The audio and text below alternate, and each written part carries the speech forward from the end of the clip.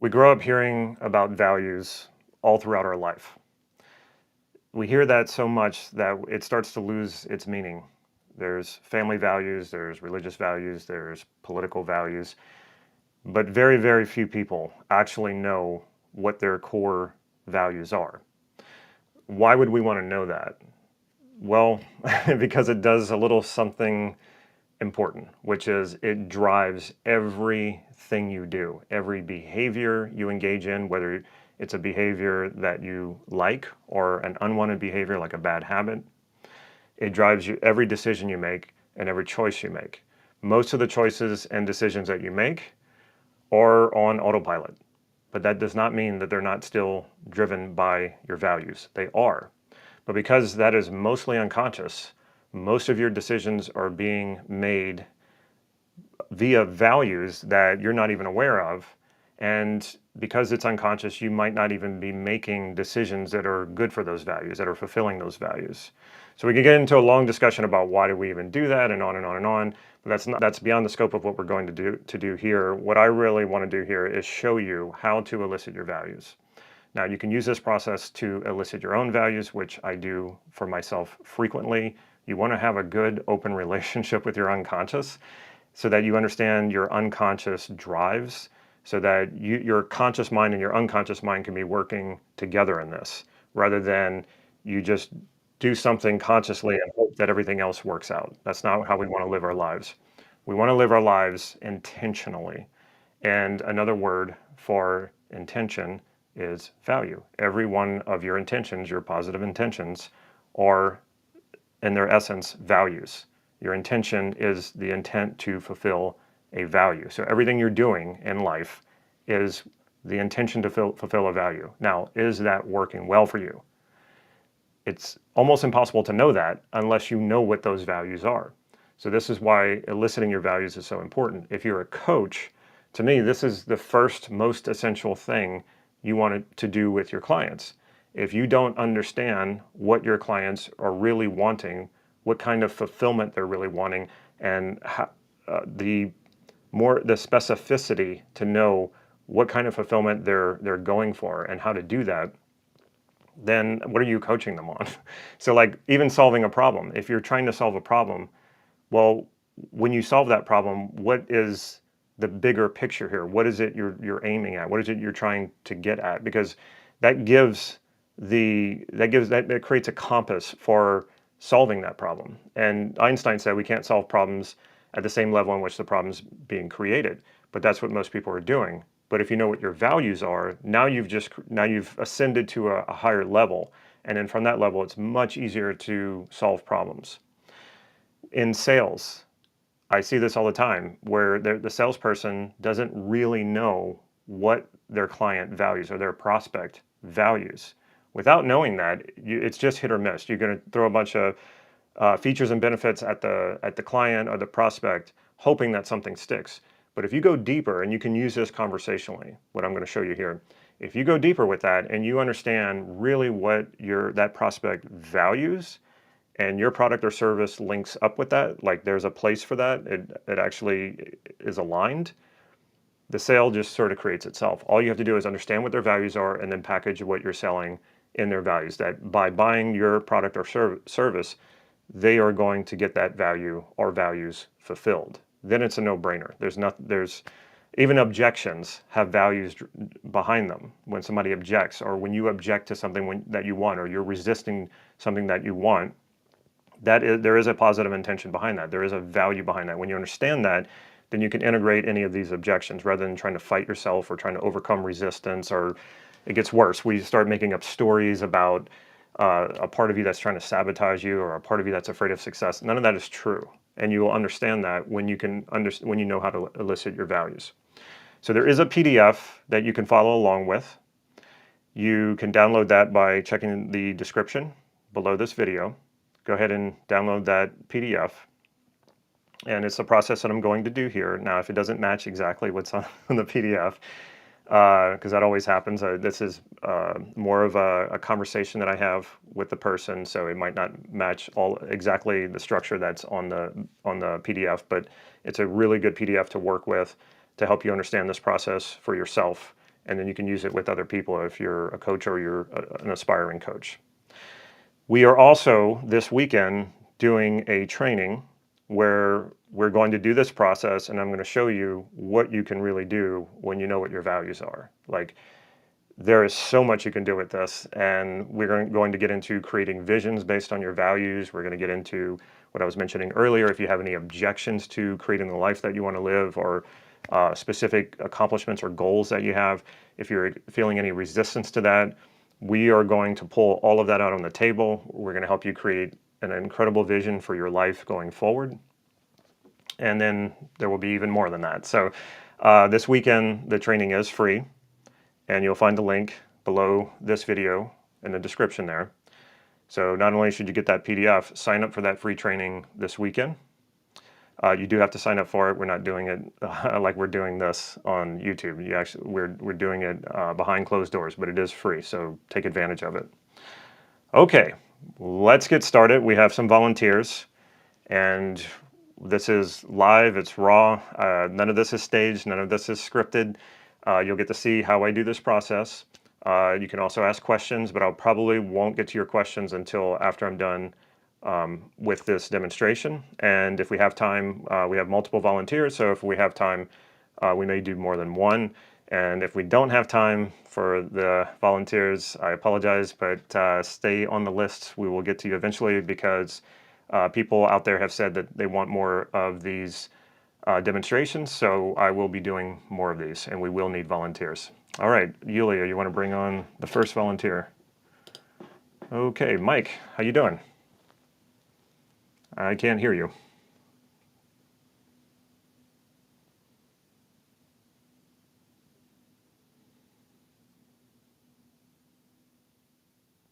Okay, can you hear me now? Now I can. Okay, great.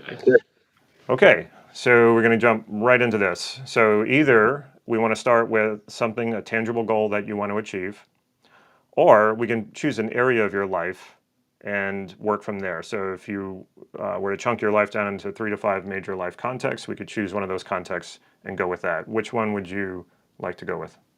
I have 4 intentions that guide my life right now, and I want to be happy, healthy, wise, and wealthy. Okay. That's my 4. Okay, so those are, you're going straight to intentions, which are also values. And what we want to do is we want to work the other direction. So is there a goal or an accomplishment, something that's tangible that you want to achieve, that you want to acquire? Even a material possession is fine. Or is there a particular area of your life that you want to focus on? Let's take wisdom. Okay, I so want that's to be not a wise. I okay. want to So be wise. Yeah. that's not a goal though. Okay. Okay. So Okay. yeah, so this is what happens, and then this is the reason why a values elicitation is so important. So we hear these things, and who doesn't want wisdom? That sounds great. Who doesn't want to be happy? Like these all sound good, Hmm. but it's now that there's a different process for transforming into that person. There is a process for that we do, but that's not what we want to do for this demonstration. What we want to do for this demonstration is take an area of your life that you want to work on, and we can start there. Or we want to take something that there's a goal that you want to achieve, or just an achievement itself, like an experience, like some people want to travel the world, or a material possession you want to acquire or make more money, something like that. Uh, well, I'm an investor, and so I want to be successful in the stock market. Okay. Do you have a goal around that? Uh, yes, I want to, let's say, make $500,000 a year.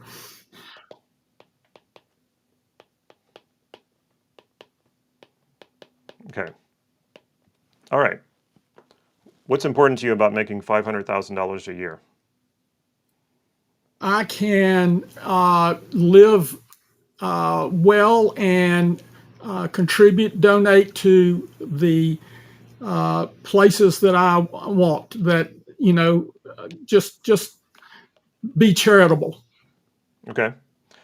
And when you say live well, what would be, how would you know it if you were living well? What would you be doing? What would you, or what would you Uh, do in your life?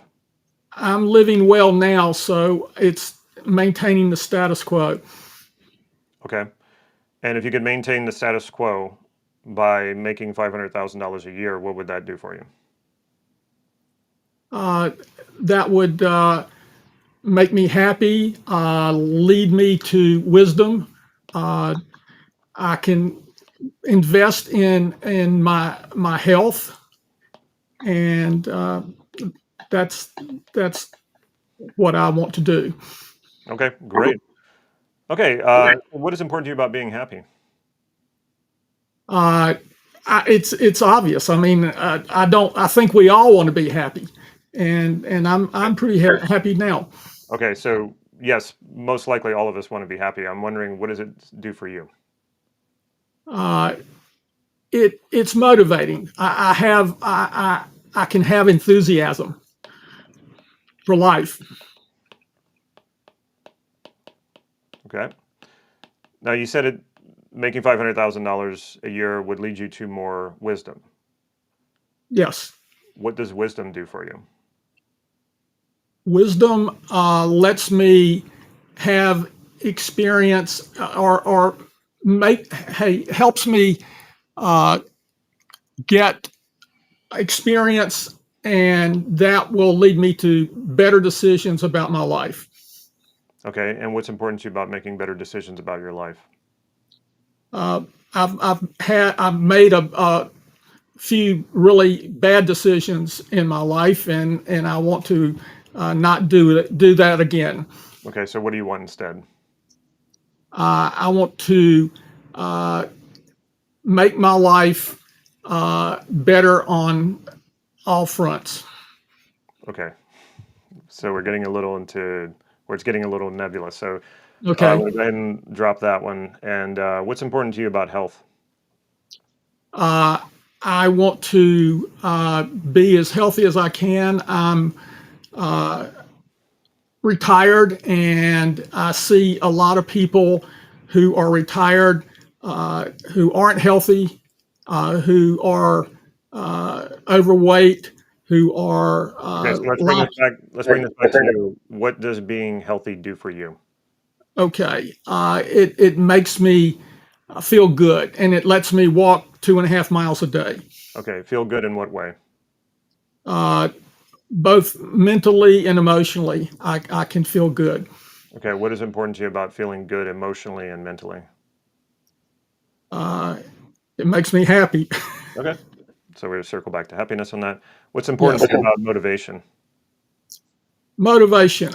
I want to be able to do a lot of things that need that need doing. For instance, I live on a property. It's 2 acres. It's a house. My wife is deceased, so I have a lot to do. Okay, so what does motivation do for you? I feel good when I accomplish things. Okay.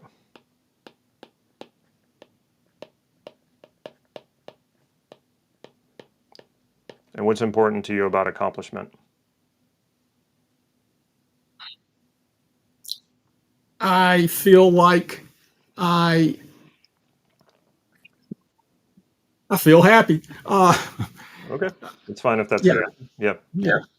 Okay, what's important to you about enthusiasm?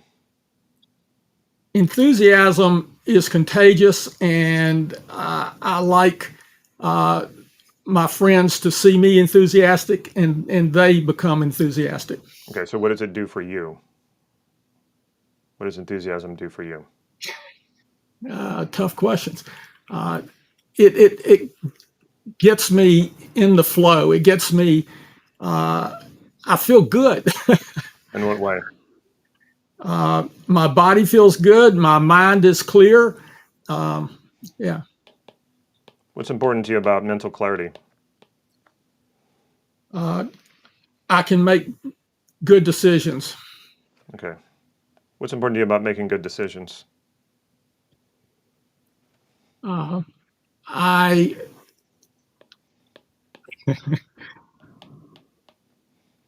it it it is wisdom. It is I'll make wise decisions.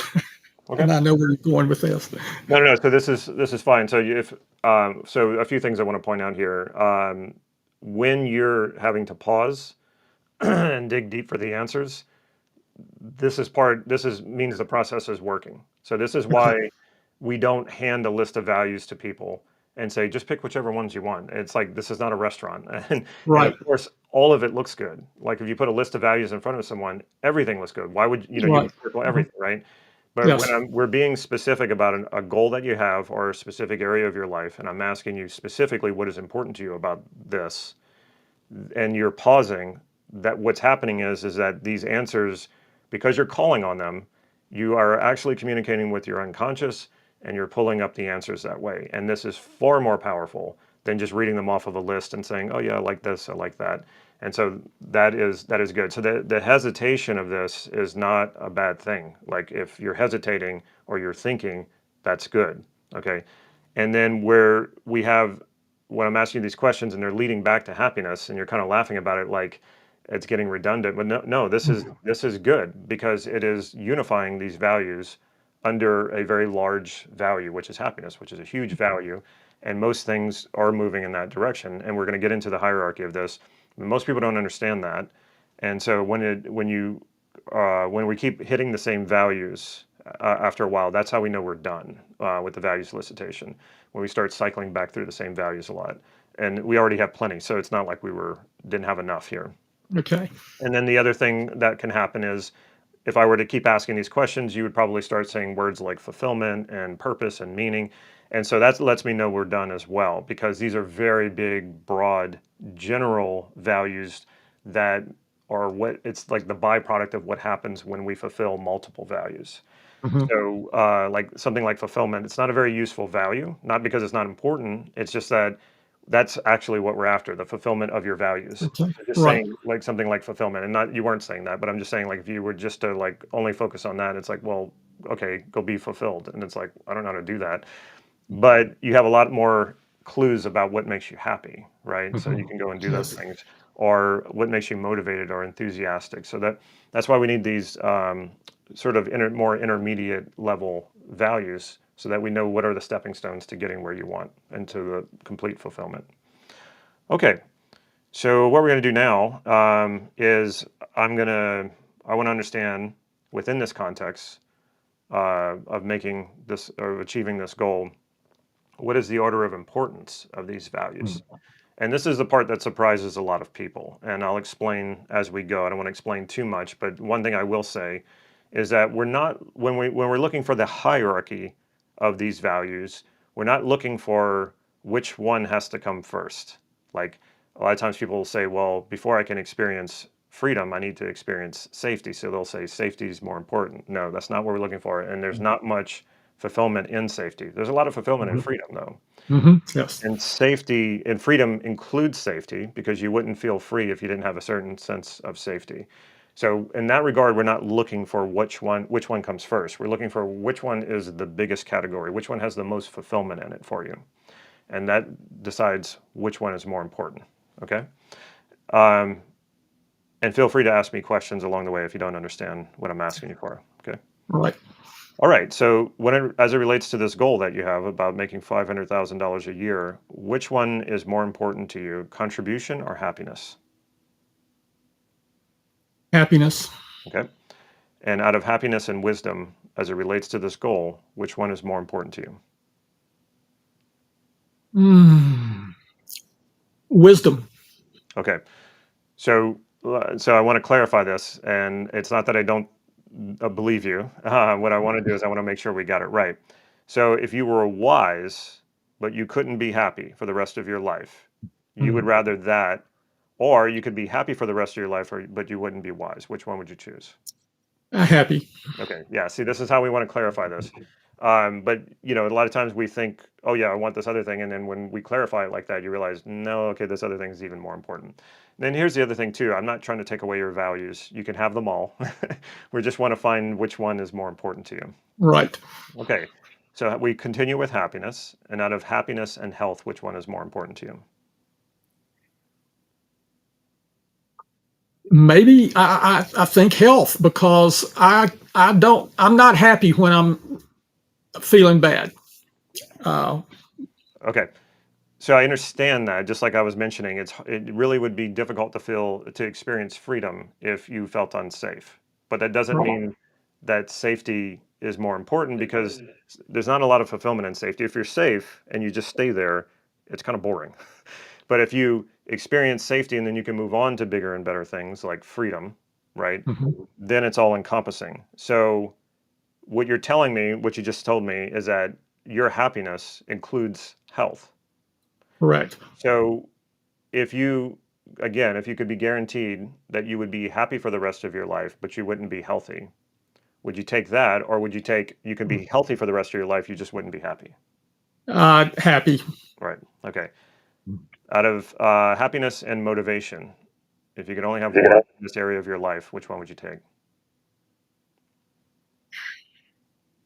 Uh, Still happy. Okay. Out of happiness and enthusiasm in this area of your life, which one would you take? Happy. Okay. And out of happiness and accomplishment in this area of your life, which one would you take? Still happy. Okay. And out of happiness and clarity, which one would you take? Uh, Happy. Okay. And out of happiness and decisiveness, which one would you take? Happy. So I'm going to put a one next to happy. So I know that Yes. that's your top one. Out of contribution and wisdom, and as it relates to this goal. And the reason why I keep saying as it relates to this goal, because if your mind starts to wander outside of this context, sometimes it can get confusing which one's more important. So Sure. that's why I keep saying that. So out of contribution and wisdom, if you could only have one, which one would you take? Wisdom. Okay. And out of wisdom and health, if you could only have one, which one would you take? Health. Okay. Out of health and motivation, if you could only have one, which one would you take? Health. Okay. Out of health and enthusiasm, if you could only have one, which one would you take? Health. Okay. Out of health and accomplishment in this area of your life, if you could only have one, which one would you take? Health. Okay. And out of health and clarity, if you could only have one, which one would you take? Health. Okay. And health and decisiveness. Still health. Yep. Okay. Out of wisdom and motivation in this area of your life, which one would you take? Wisdom. Okay. Out of wisdom and enthusiasm as it relates to this goal, which one would you take? Wisdom. Out of wisdom and accomplishment, which one? Wisdom. Out of wisdom and clarity, which one? Wisdom. Out of wisdom and decisiveness. Wisdom. So let me ask you, as we're going through this process, are you becoming more clear and decisive? Yeah, I'm becoming clear. Yeah. And so this is again the why this is important and why an elicitation is important rather than just like, oh, I'm just going to have somebody hand me the values and tell me what's more important. And there are no shortage of teachers out there who will do exactly that. Okay. And you're not really understanding what's truly important to you until you do the elicitation for yourself. Is it more Mhm. difficult? Yes. And so a lot of teachers, it's just easier to sell what's easy, but what's easy, doesn't always get us there. Sure. All right. So out of contribution and motivation, which one's more important to you? Mm. Motivation. Okay. Out of motivation and enthusiasm as it relates to this goal, which one's more important to you? They are similar, but I will take enthusiasm. Okay. Out of enthusiasm and accomplishment, which one's more important? Enthusiasm. Okay. I want to question you on that one a little bit more too. Yeah. So again, if you could be enthusiastic for the rest of your life but accomplish nothing, would you take that? Or you could accomplish a lot, you just wouldn't be very enthusiastic about it. Obviously, accomplishment. Okay. Out of accomplishment and clarity, if you could only have one, which one would you take? Accomplishment. Okay. Out of accomplishment and decisiveness, which one would you take? It's tough. Decisiveness. Okay. So these are like really close, and if like I had to Mhm. decide, I would have a tough time as well. So Mhm. I'm not trying to talk you out of it. We just want to clarify. So if you could be decisive for the rest of your life, but not really accomplish anything, would you take that? Or you could accomplish a lot, you just wouldn't be very decisive. Accomplishment again. Okay. Yeah. And just as I was speaking that, I was like, yeah, I'd have to go with accomplishment. Yes. Because, yeah, if Yes. you're kind of indecisive, but you're still accomplishing a lot, something's happening, right? So Hmm. that's important. Okay. Let's see. Out of enthusiasm and clarity, if you can only have one, which one would you take?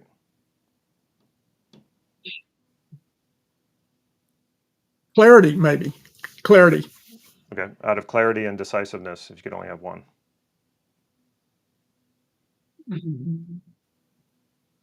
Clarity. Okay. Yeah, that's a tough one. They're pretty close, right? Right. Yeah.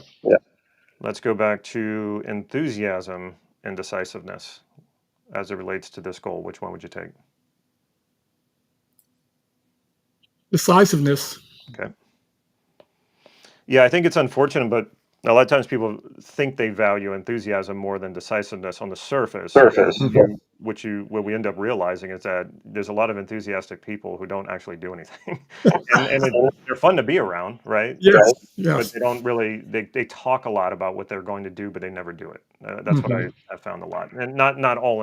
I'm not saying that enthusiasm does that to us, but I've been around very enthusiastic people who really just don't do anything, and so enthusiasm itself is it's great, but it doesn't really determine much often.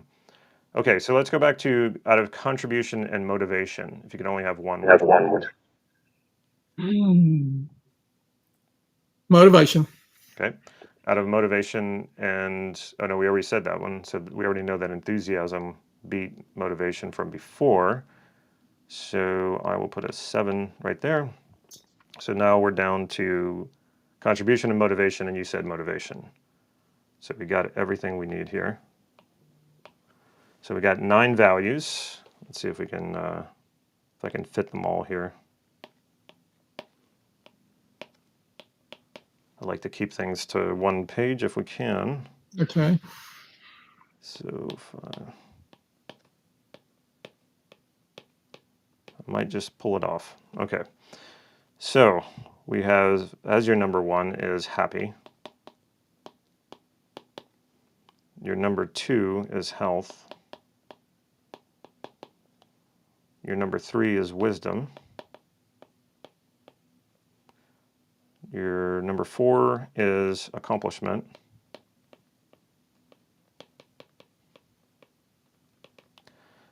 Your number 5 is clarity. Your number 6 is decisiveness.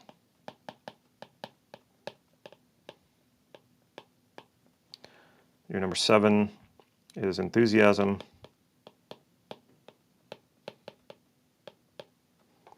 Your number 8 is motivation.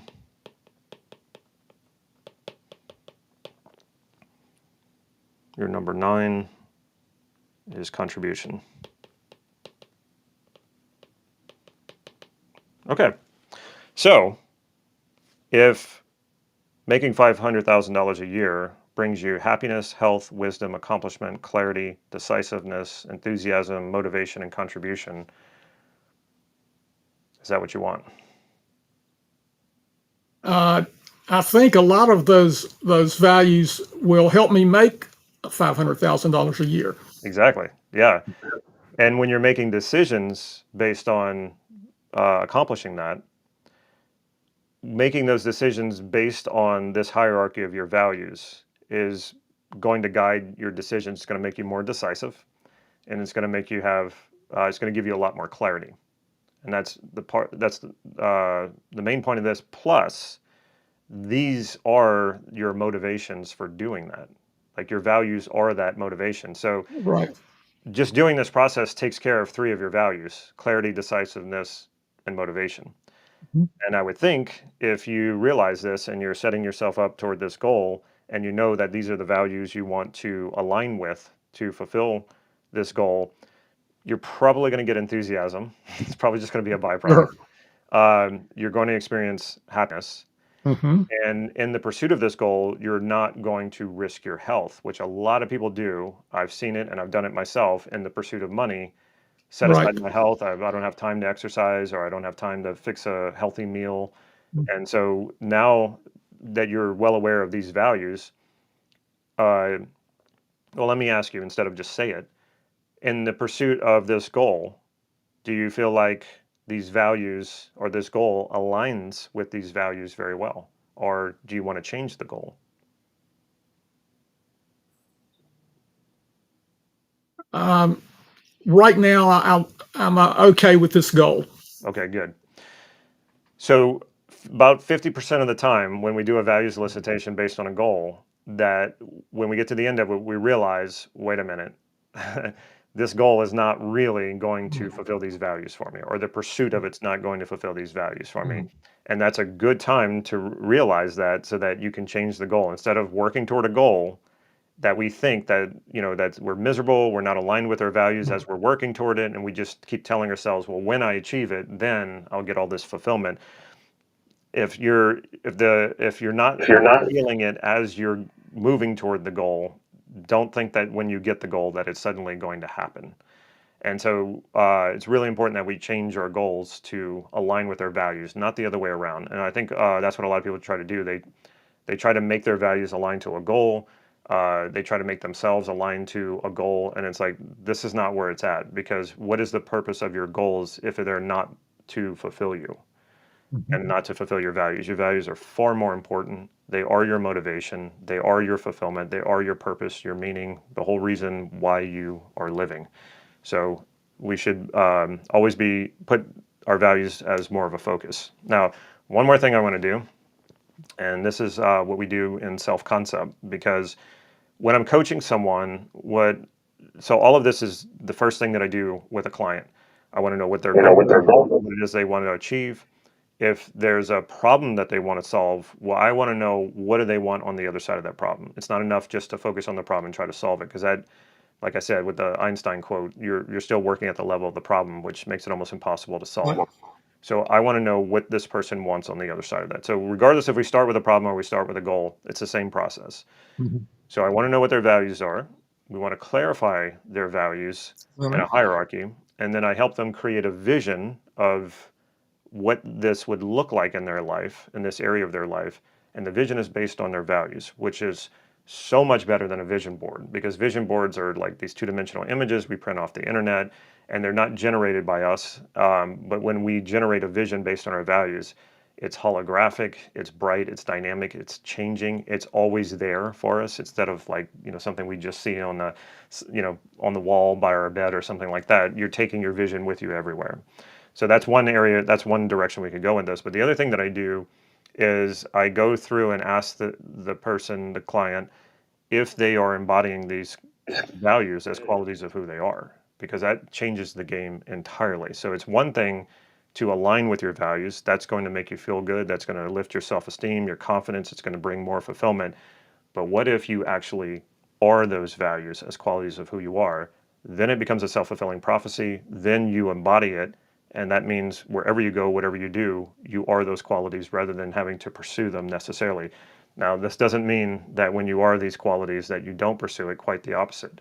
That is engagement. That is, your potential will consistently seek more and more potential to fulfill these values, because you are these values. If you believe you are successful, you're going to look for those opportunities to be successful. So let's just go through this. Are you a happy person? Yes. Okay. There was a slight hesitation there. What was that? Well, there are times that I've been unhappy, but not so much lately. Okay. Are you a healthy person? And when I say that, I mean mentally and physically. Yes. Okay. Are you a wise person? I'm getting wiser. Okay. Are you an accomplished person? Uh, I think so. Okay. Are you a clear person? Are you clear? I think I have clarity in my decision making Okay. Are you decisive? most of the time. Yes. Okay. Are you an enthusiastic person? Yes. Okay. Are you motivated? Yes. Are you a contributor? Yes. Okay. So mainly what I'm looking for, I'm listening to his answers. At the same time, I'm more paying attention to his nonverbal communication. So if I see him hesitate, that lets me know that would be something a quality we would want to tune up. And a few of these qualities, like health, enthusiasm, motivation, and contribution, sounds like you got those down pretty well. Qualities can always be tuned up, but I wouldn't be concerned about those because they seem rather solid. Happiness, I would work on tuning that quality up because there was a little bit of hesitation, and it is a big quality, and people often kind of do doubt, am I happy? And so it'd be good to understand how you know when you're happy, and that's part of what we would do in that process of transformation. When I asked you about being wise, this is your response to it is what I would call an ambiguous quality. So you're kind of like, well, sometimes I am, sometimes I'm not. I've made wise decisions, sometimes. So what we would do is we would transform that quality to really highlight the times in your life where you did act wisely. And we include the times where you didn't, but we do it in such a way that you can easily distinguish between the two. And it makes it a lot easier going forward to make wise decisions because you're bouncing off that information that tells you what you've done that was wise in your life and the times that you made unwise decisions. And so it tunes it up so that you're focused in that direction. And then we had a few more tune-ups like decisiveness and accomplishment.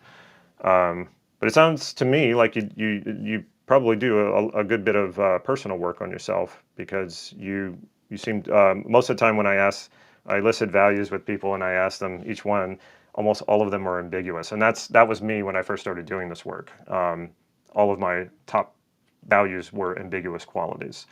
And that told me right away where do I need to do the work and where my suffering was coming from and my hesitation and my self doubt and all that sort of thing.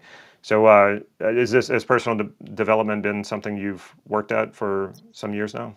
Yes. And that framework of intentions, happy, healthy, wise, and wealthy, have given me uh, a setting. I refer to them lots of times, and it's been very useful.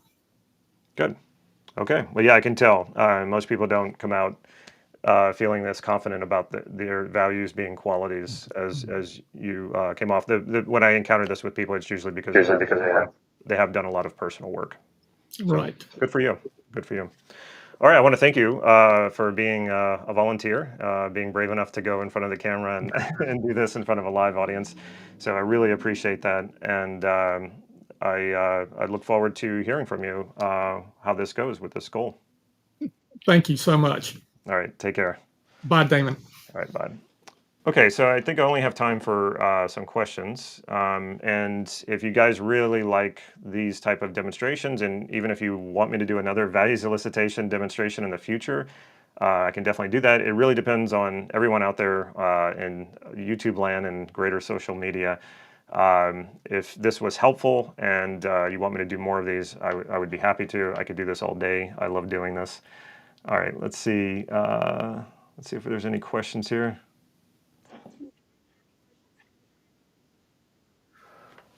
I don't know if I'd be able to finish it. Um, so let me just hear from everyone who's watching. Would you like me to use solicitation demo, or is there another type of demo you'd like to see me do?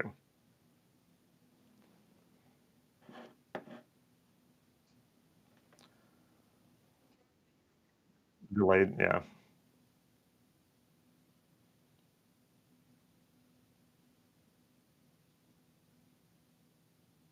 How do you tune up a value? Well, when I was referring to tuning up, I'm talking about tuning up a quality. So the value is the value. A value is a generalization about an experience that is important to you. So for Michael, happiness is a experience that's important to him, and he can think about all the times that he's been happy, all of those experiences, and he generalizes that into a large category of this is something that's important to him that he wants to have more of, and so that's what we call a value. So you don't really need to tune up a value unless another way of looking at maybe tuning up a value is understanding it better, understanding the criteria. So like I could have asked, Michael, like, how do you know when you're happy? And so what I'm asking there is for him to give me some criteria of what has to happen for him for an experience to be a happy experience. And understanding that better, we can maybe do some tune-ups to like. So I'll give you an example for myself.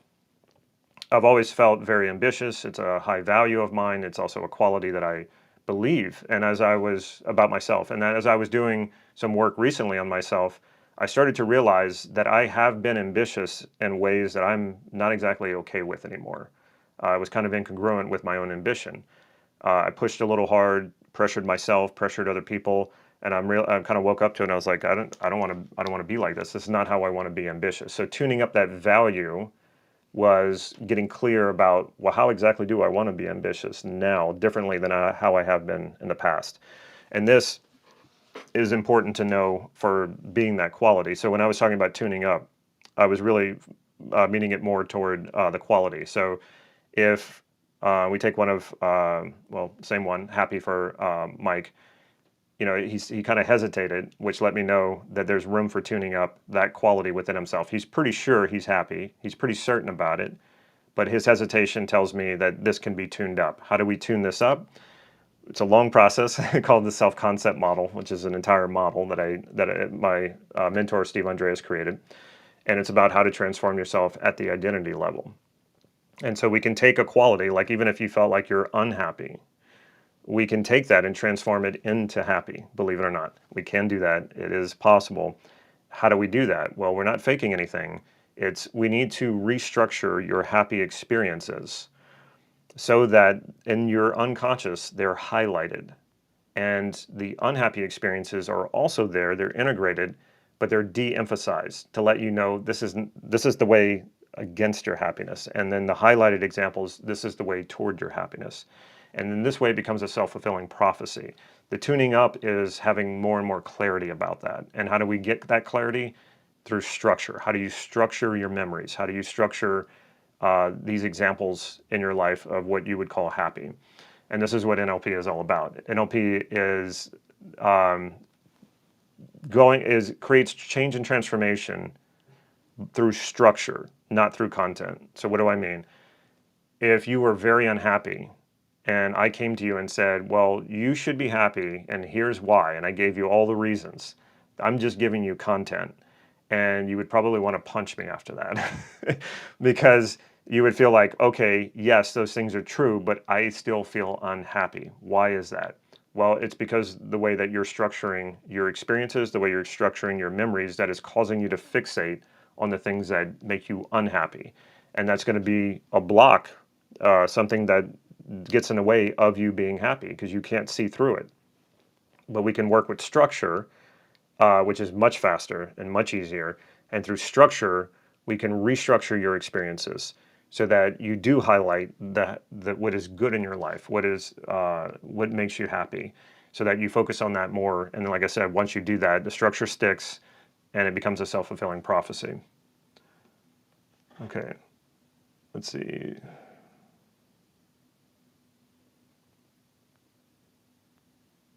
I know you thought I was going to lose rapport for using the meta model too much.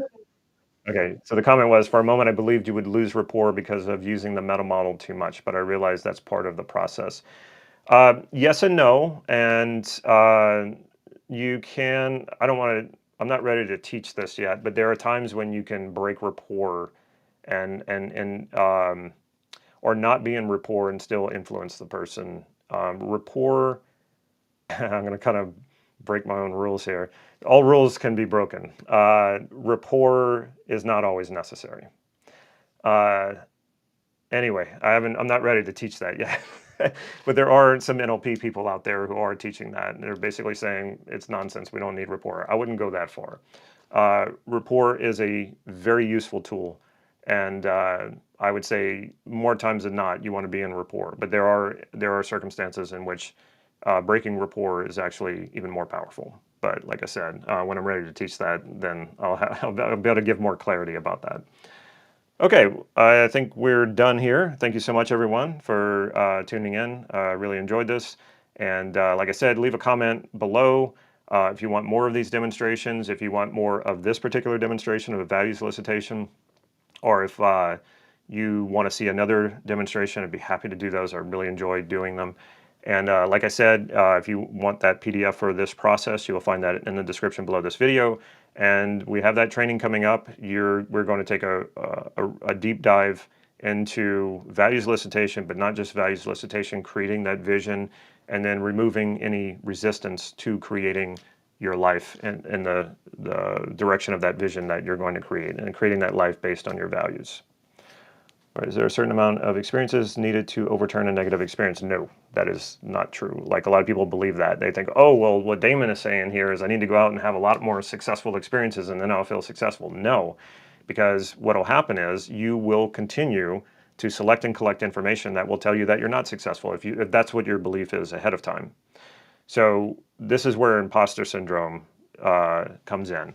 So people feel unsuccessful, or they feel like they're a failure, or they feel unhappy or whatever, and they compensate or they overcompensate by working really hard, by learning what they need to learn to be successful, and they're not feeling it though. But they tell themselves, well, when I accomplish XYZ, then this feeling will go away and I'll feel successful. And then they accomplish XYZ and they still don't feel successful, and they feel like a fake, because they're like, wait a minute, I have the money, I have the cars, I have the house, I have the spouse and the kids, and I still feel this old way. What's happening? And if that doesn't get dealt with, if it doesn't get addressed, people will find a way to lose all of that success. So just because, like we see this all the time, people become rich, famous, they're already beautiful, and they're so unhappy, and they go into drug rehab, or they, worse, commit suicide. And you're like, okay, that person had everything. Like, how was it that they didn't feel happy and joyful and all those things? It's because it's that internal structure. If you don't restructure that, and it stays that way, it doesn't get better when you accomplish things. It doesn't get better when you get all your when all your dreams come true. Jim Carrey did a speech about this. He's like, I wish all of you could experience all of your dreams coming true, because you realize it doesn't really change anything about how you feel about yourself. And so we can do that work ahead of time. And what will happen is it'll make it a lot easier to accomplish all the things that you want to accomplish. Because these become a self-fulfilling prophecy, it feels like it's kind of generating itself. Of course, it's going to take effort and work. But the main thing is to remember is that you already have all of the content and memories and experience inside of you to be any of the qualities that you value most highly. The reason why you're not experiencing it right now is because you're structuring those experiences in such a way that doesn't allow you to connect with them, with those beliefs. So right now you have a set of unconscious beliefs that is governing your reality. It is what your reality is created by. So you're not having to practice that. That's just happening, right? As you have experiences based on those beliefs, this information automatically gets selected and collected based on your beliefs, even if those beliefs are very limiting and they're beliefs that you don't consciously want, like I'm a failure or something like that. If that's the way your unconscious is structuring these beliefs, it will continue to select and collect all of your experiences and format them so that you feel like a failure, okay? But we can go in there, we can elicit that structure, find out what's going on, and then change that structure. And so you don't need a bunch more experiences. You already have the experiences to be all of the qualities that you value. All right, let's see. I have to find the questions first. Let's see.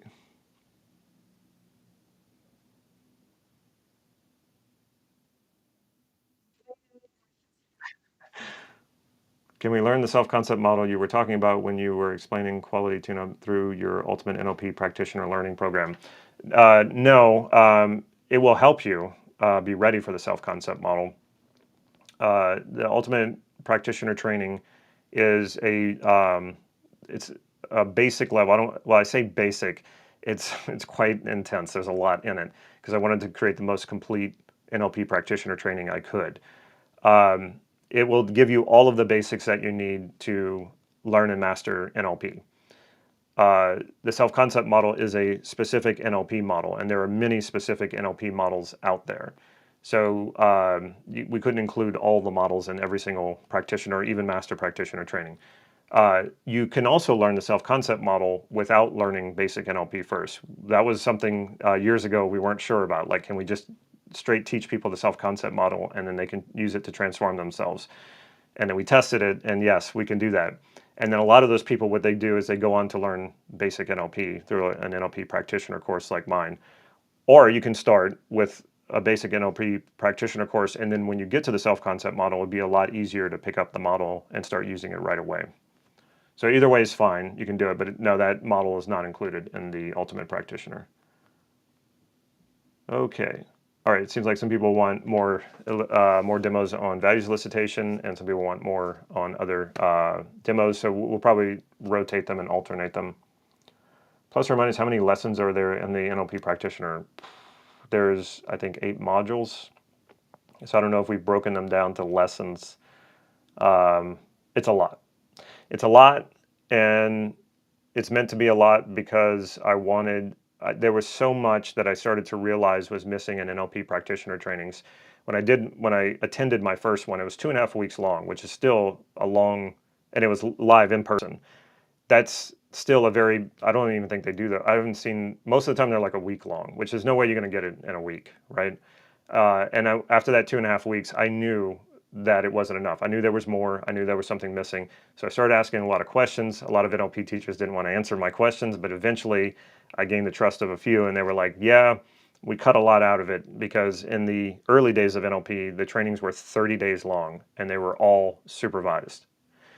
Now, as the technology has grown considerably over the past 50 years, the trainings have shrunk. So something's getting cut out, and I realized that there was a lot that was getting cut out. And so by this time, I was being mentored by Steve Andreas, and he was always honest with me. He was never going to hold back. And when I asked questions, he was like, "Yeah, this is, they're cutting all this other stuff out of it." And so I said, "Can I see your practitioner training?" He's like, "Yeah," and he sent me the manual, and I looked at it and I was like, "Wow, I've been through 3 practitioner trainings with 2 different teachers, and all of this stuff I had not seen before. Not a lot of it I had, but there was a lot of stuff I had not seen before, and I was like, I want to teach it. I want to learn this, and then I want to teach it, and I want to put it out there for everybody." And that is what the ultimate NLP practitioner training is. That it's exactly what I just explained. Okay.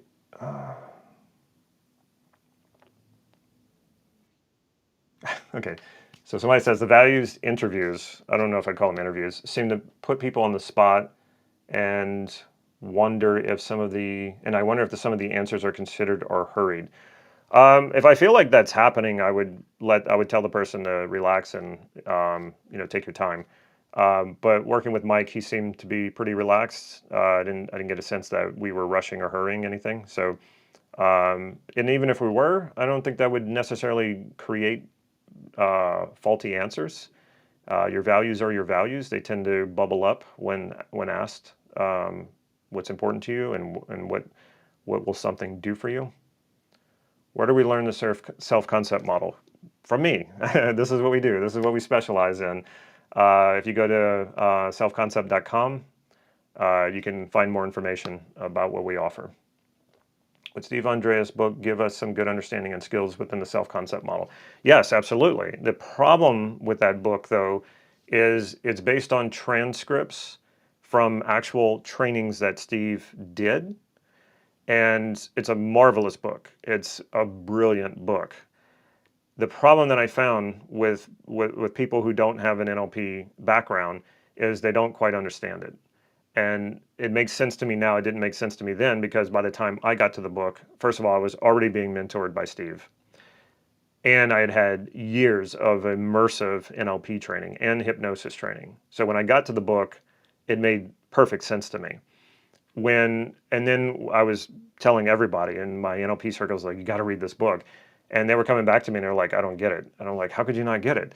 And then when I talked to Steve about it more, it was like, yeah, these were his advanced students.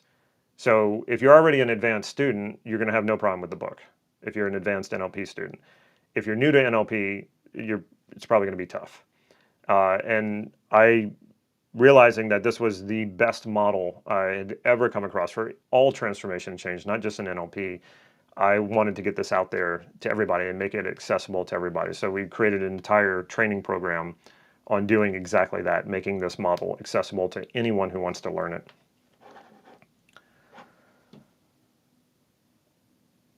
So yeah, you had the privilege to meet one of the best teachers. Hope you will be my Steve Andreas one day. Yeah, I'm extremely fortunate and blessed how that all came to be, and to be mentored, by him. I think he is absolutely the best NLP teacher, even better than the people who created NLP, believe it or not. And if you look into Steve's life and his resume, it makes perfect sense why. He had worked with, he was the first certified student of Gestalt therapy from the man who created it, Fritz Perls. And then, he went on to work with the other two models, NLP models, in addition to Fritz Perls, Virginia Satir, and Milton Erickson. So it was almost like he was poised and ready for it. And I don't think and his explanations are dense, but when you really understand it at the depth that he was going to, his explanations are the most simple that you can come up with. So they were both dense and simple and complicated and complex. And that's why it really takes sitting down and really studying the work and practicing it on yourself and with others to really get it. But when you do, the rewards are absolutely amazing. If I choose freedom as the most important value, how would I know that security is included in it? Well, I don't know anyone who can feel free without having some sense of security. Now, that doesn't mean security could mean a lot of different things to you, but you have to feel a certain amount of safety in order to experience freedom. So within freedom contains security, and that's not going to be the same for everyone. But you would have to explore freedom for yourself. What does that really mean to you? And actually, for some people, freedom is not that important. I've been surprised sometimes when working with people that it's not that important. And sometimes I understand why. Like at this point in my life, so freedom was like probably my highest value for most of my life. And at this point in my life where I have a lot of freedom, like more freedom than I almost know what to do with, if I kept focusing on freedom, then it would be, it wouldn't bring me more fulfillment. It's more about, okay, if I have this much freedom, then what other values can I focus on and fulfill? So I don't need more freedom. I would like I could use more happiness and more joy and some of these other things. Not that I don't have plenty of that now, but that would be more important to me at this point.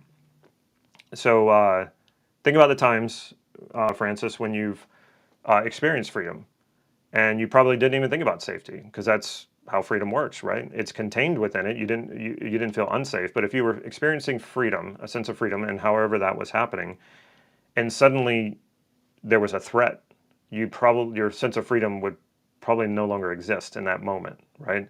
So when you feel threatened, we often don't feel free, and it's not necessarily that we also feel constrained. It's just that that freedom is a luxury at that point, right? If we're physically threatened, we're focusing on survival, not freedom.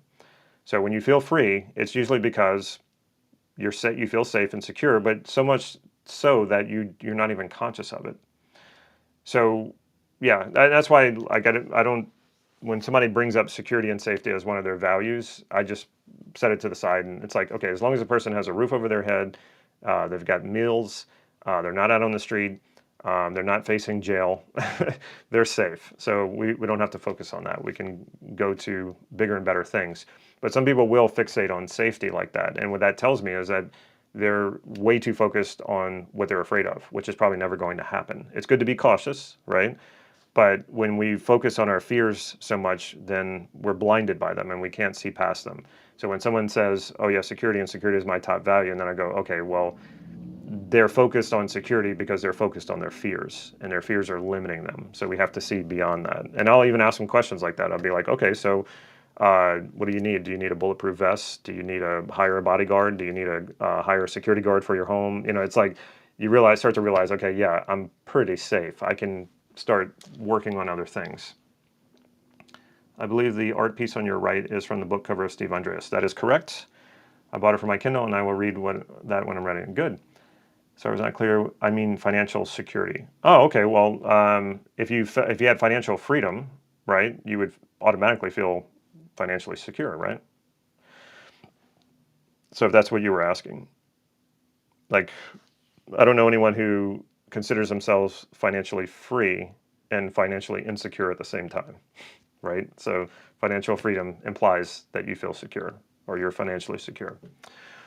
Okay, I need to go, and I would like to see all of you this weekend for the training. So make sure you sign up for that. Also, make sure you get that PDF so that you can practice what I just did here with yourself. And if you're a coach, definitely practice it with maybe not with clients the first time. Give it a practice with somebody who's not a client so that you feel more confident about the framework of a values elicitation. And even if you're not a coach, it can be very helpful to do this with others to help you learn it better. If you're in sales or if you want to have greater influence, you can learn how to do this conversationally. I used to do this a lot when I was in sales. I also did it in dating. And when you elicit someone's values conversationally, they're going to feel like they're having the best conversation in the world because you're asking them about what is most important to them. And what better conversation to have to get to know someone, right? To really understand what's important to them. Okay, thank you all. I will see you this weekend. Take care.